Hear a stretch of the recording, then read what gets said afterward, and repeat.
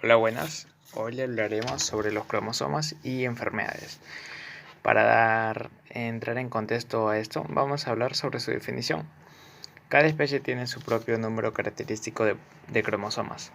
Los seres humanos, por ejemplo, tenemos 46 cromosomas, 23 pares, que esto es en una célula corporal típica, y esto se le denomina célula somática. Así como en otros animales, como los perros, tienen 78 cromosomas, al igual que muchas especies en animales y en plantas. Los seres humanos son diploides. ¿Qué son diploides? Las células son células con dobles cromosomas, lo que significa que la mayor parte de sus cromosomas vienen en juegos conocidos como pares homólogos. Los 46 cromosomas de una célula humana están organizados en 23 pares, y los dos miembros de cada par se dice que son homólogos. Los espermatozoides y los óvulos humanos, los cuales tienen un solo cromosoma homólogo, a esto se le denomina haploides. ¿Por qué se le denomina haploides? Porque tienen un solo conjunto de cromosomas. Cuando un espermatozoide y un óvulo se fusionan, su material genético se combina para formar un conjunto diploide, y este conjunto diploide está completo de cromosomas. Así, para cada par de cromosomas, uno de los homólogos proviene de cada material genético, proviene de la madre y del padre.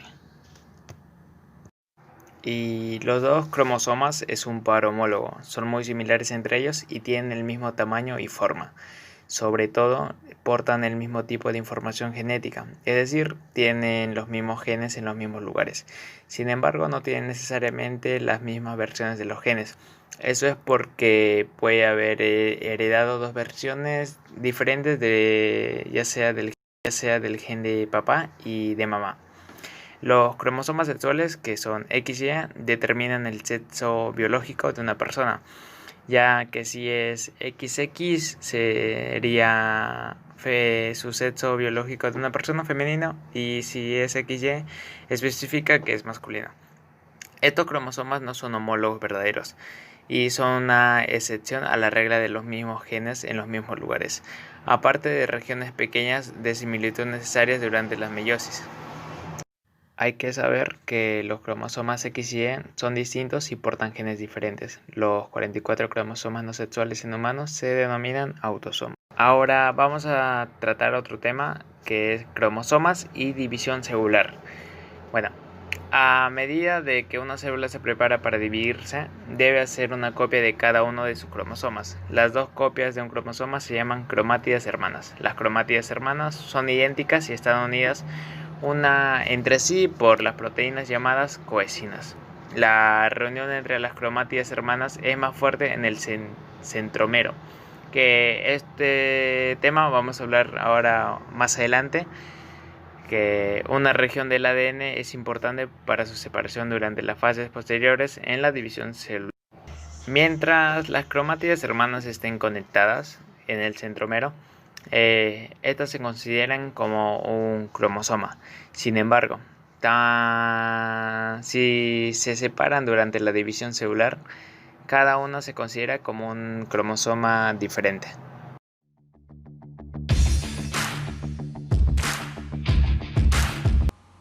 La función de los cromosomas es la de mantener o proteger el ADN, ¿no?, que está dentro de la célula enrollado de forma apretada y que está alrededor de las proteínas, ¿no?, que tienen una apariencia de carretes. Sin esta función, sin esta apariencia de carretes, las moléculas del ADN se sienten demasiado largas para poder caber dentro de esas células, ¿no? Por ejemplo, si todas estas líneas, en plan, todas estas moléculas del ADN estuvieran estiradas y fijas en líneas, no podrían caber en la célula y tendrían una aproximada medida de 1.8 metros, ¿no? Bueno, para que un organismo crezca y funcione de forma correcta, las células deben dividirse constantemente y para poder sustituir a las antiguas y a las desgastadas, ¿no? Los cromosomas en sí son una parte clave del proceso que asegura que el ADN se copie y se distribuya de forma correcta en la mayoría de divisiones celulares, ¿no? Aún así, suele producirse algunos cambios, algunos errores que pueden producir en plan ciertos cambios y números, ¿no? Es también fundamental hablar sobre las células reproductoras, ¿no? Que son tipo el óvulo, que son de la mujer, ¿no? Y los espermatozoides, que son en el caso de los hombres. Eh, es necesario y importante que contengan el número correcto de cromosomas, ¿no? Y que dichos cromosomas tengan la estructura correcta. De lo contrario, en el caso de que se produzca una descendencia, no puede desarrollarse correctamente, ya que esta persona puede presentar ciertos problemas como un síndrome, como por ejemplo se podría ser un síndrome de Down, que en este caso pues lo que pasa es que tienen 3 copias del cromosoma 21, ¿no? En lugar de tener en plan 2 copias concentradas en una sola persona. Cuando hablamos sobre cromosomas lineales, eh, estas presentan como una constricción que se denomina centrómeros, ¿no? Esta no se encuentra habitualmente localizada exactamente dentro del cromosoma, ¿no? Y en algunos casos casi se encuentra en el otro extremo del cromosoma. Eh, las regiones en ambos lados del centrómero se conocen como los brazos del cromosoma. Estos centrómeros lo que hacen es ayudar a mantener los cromosomas correctamente alineados durante la división celular. A medida que se copien los cromosomas en la preparación, para la producción de una célula, el centrómero funcionará como un sitio de unión para las dos mitades de cada cromosoma duplicado, ¿no? Y estas son conocidas como las cromátidas hermanas. Los telómeros son tramos repetitivos de ADN que están ubicados en los extremos de los cromosomas lineares, ¿no? Estos se encargan de proteger de que de que los cromosomas no se desenreden o se desorganicen. En muchas de las células, los telómeros pierden su ADN a medida que van dividiéndose, es decir, que se van reproduciendo, ¿no? Al final, cuando ese ADN se acaba, la célula ya no puede replicarse y muere. Los glóbulos blancos y otros tipos de células con la capacidad de dividirse con mucha frecuencia tienen como una enzima especial, ¿no? Que impiden que sus cromosomas pierdan telómeros. De esta forma, retienen esos telómeros y dichas células por lo general viven aún más tiempo que otras células. Los telómeros son tramos repetitivos de ADN que están ubicados en los extremos de los cromosomas lineares, ¿no? Estos se encargan de proteger de que de que los cromosomas no se desenreden o se desorganicen.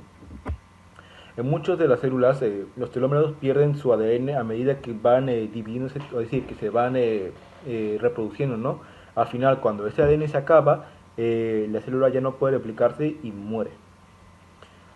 Los glóbulos blancos y otros tipos de células con la capacidad de dividirse con mucha frecuencia tienen como una enzima especial, ¿no? Que impiden que sus cromosomas pierdan telómeros. De esta forma, retienen esos telómeros y dichas células por lo general viven aún más tiempo que otras células. Cuando hablamos del cáncer o las células cancerígenas, estas células poseen como una enzima, esa enzima especial, justamente no pierden su telómero y se pueden duplicarse cuantas veces quieran. De esta forma, lo que hacen es impulsar su crecimiento de forma descontrolada para que el cáncer sea más agresivo, ¿no? Los seres humanos poseemos 23 pares cromosómicos, siendo un total de 46 cromosomas, ¿no?